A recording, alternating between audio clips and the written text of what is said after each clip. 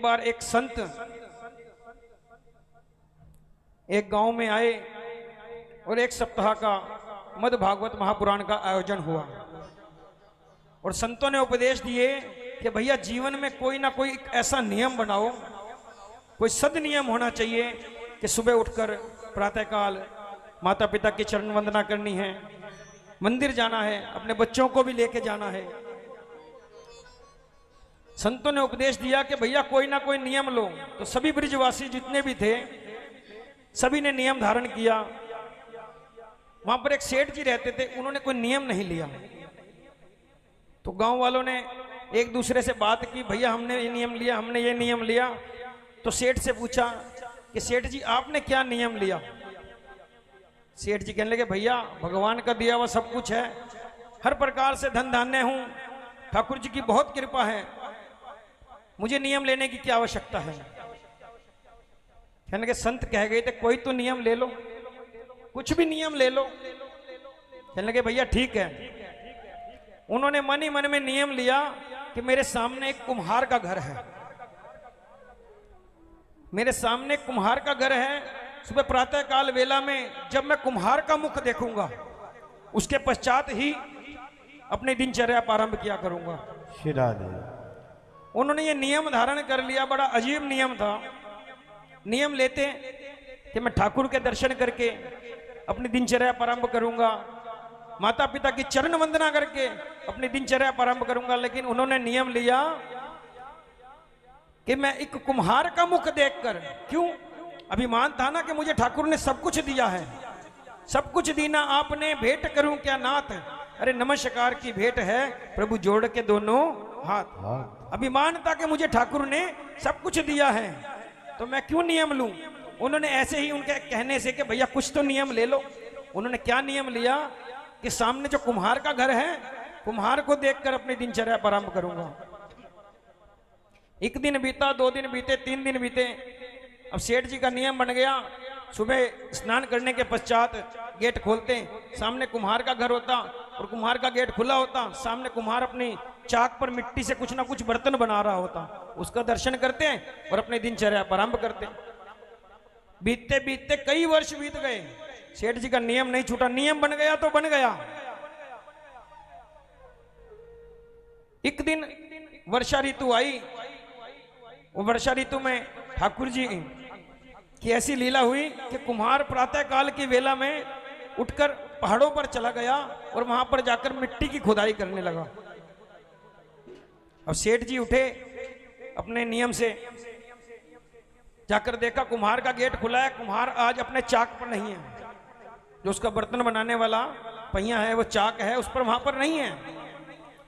थोड़ी देर बाद अंदर चले गए, फिर थोड़ी देर बाद आए। करते करते दोपहर का समय हो गया, बड़े परेशान कि आज पता नहीं कुम्हार नजर नहीं आ रहा। दोपहर को वो कुम्हार के घर चले गए और बोले कुम्हारन से, कुम्हारन क्या बात, आज तुम्हारे पति नजर नहीं आ रहे। कहने लगे आओ सेठ जी बैठिए बैठिए, कैसे आना हुआ। कहने लगे तुम्हारे पति देव नजर नहीं आ रहे, क्या बात। कहने लगे सेठ जी रात्रि में वर्षा हुई थी और आपको तो पता है कि हमें मिट्टी की आवश्यकता होती है और वर्षा ऋतु में मिट्टी बड़ी सुंदर आ जाती है।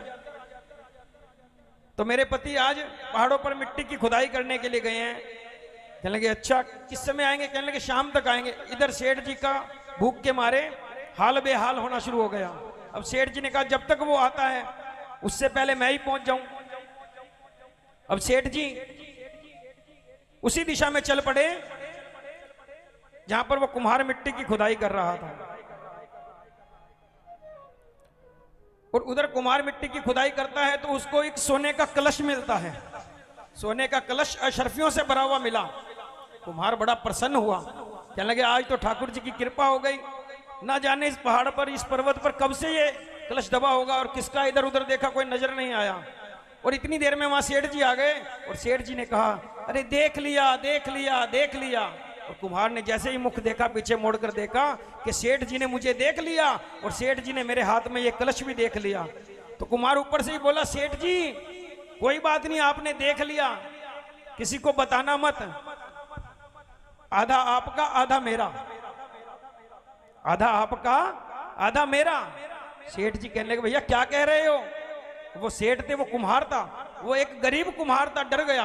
कहने लगा लगता है सेठ जी को आधा नहीं चाहिए, सारा चाहिए। कहने लगे सेठ जी एक काम करो, 75% आपका और 25% मेरा।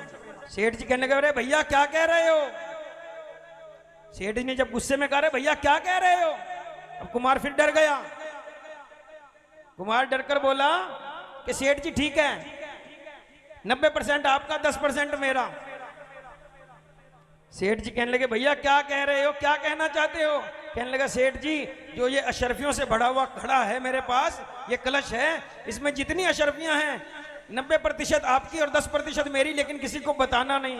अरे भैया मैंने कोई कलश नहीं देखा।